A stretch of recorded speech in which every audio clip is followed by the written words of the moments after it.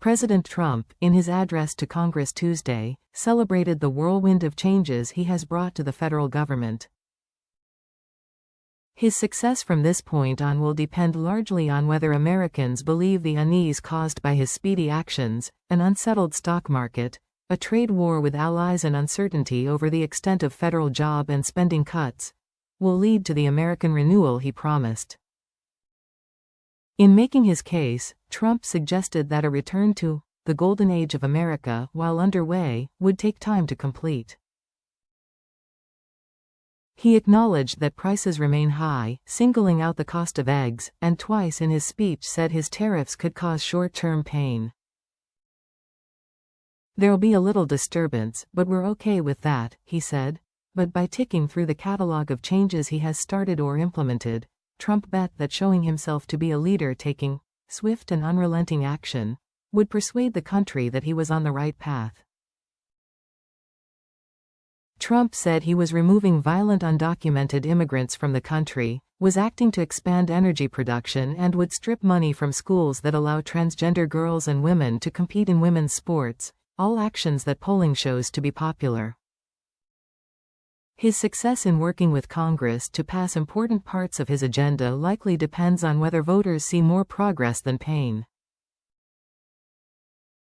The president has retained strong loyalty among Republican lawmakers, but tentative signs of unease are emerging.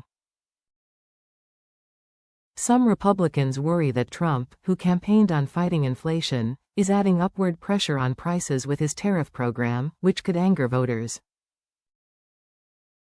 Protests at constituent meetings over federal cutbacks and his Ukraine policy have grown so confrontational that senior House leaders urged GOP lawmakers to stop holding in-person town hall meetings. Trump's actions so far have surely pleased the 38% of his 2024 voters who told pollsters that even substantial change in how the country is run wouldn't satisfy them. They wanted complete and total upheaval.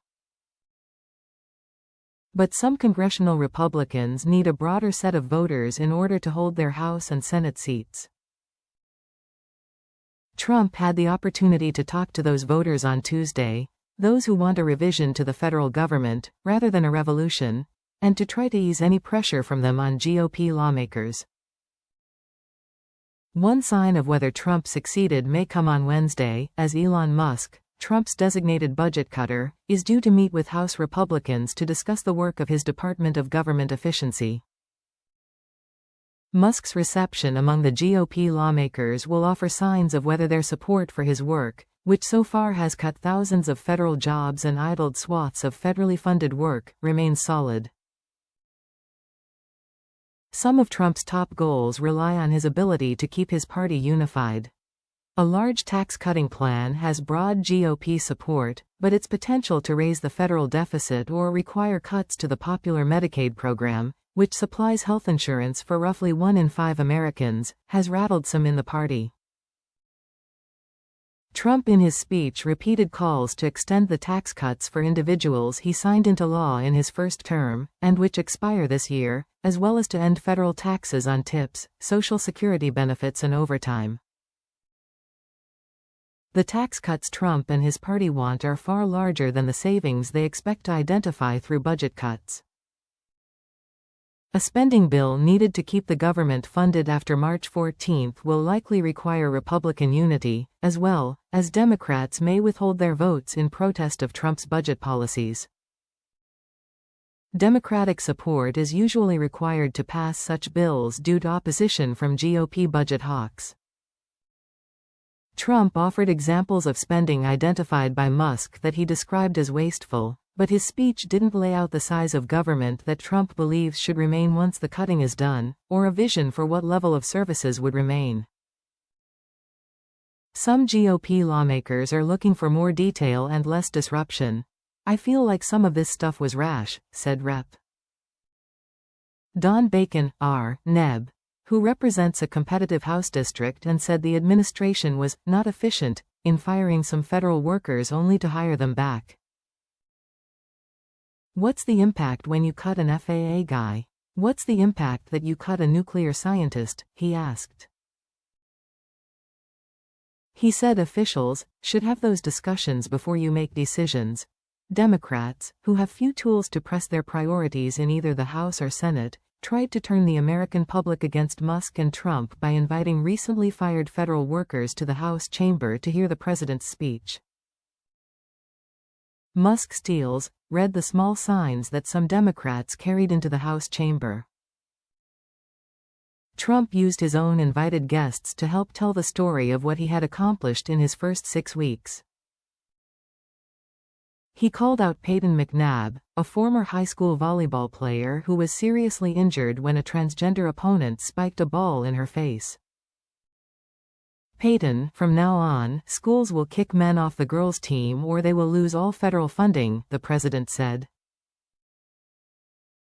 After calling for greater support for police, including a request that Congress make the death penalty mandatory for anyone who murders a police officer, Trump singled out Daniel, a 13-year-old boy who has outlived his cancer prognosis and has dreams of becoming a police officer. To Cheers, Trump announced that he was asking his new Secret Service director to make the boy an honorary agent. Trump also spoke directly to another guest in the crowd, Alexis Nungaray, and said her 12-year-old daughter Jocelyn had been murdered by 2 immigrants living in the U.S. illegally. In a bit of stagecraft, Trump then held up for the cameras an executive order he had signed naming a wildlife refuge after Jocelyn. The showmanship had a point, said Doug High, a former communications aide to senior House leaders and the Republican National Committee. How many other times have we seen him hold up an executive order in the past 6 weeks, and every time it's, "Look, I'm doing things," High said. The things he's doing are almost secondary to, "I'm doing things." The effect, he said, is to buy goodwill from voters, who are going to go to Target in a week and a half, and things that come from China and Mexico are going to cost more, due to retaliatory tariffs levied in response to tariffs imposed by Trump. David Winston, a longtime Republican strategist and pollster, agreed. What Trump is doing is saying, "Look, I'm really trying to get things done." And people are very happy they have a president who is trying to move the ball forward, even though they may be unsure of the effect of his actions. The challenge he still faces is showing that things are going in such a way that people believe the economy is improving, Winston said. Trump made the case, he said, that voters should give him time.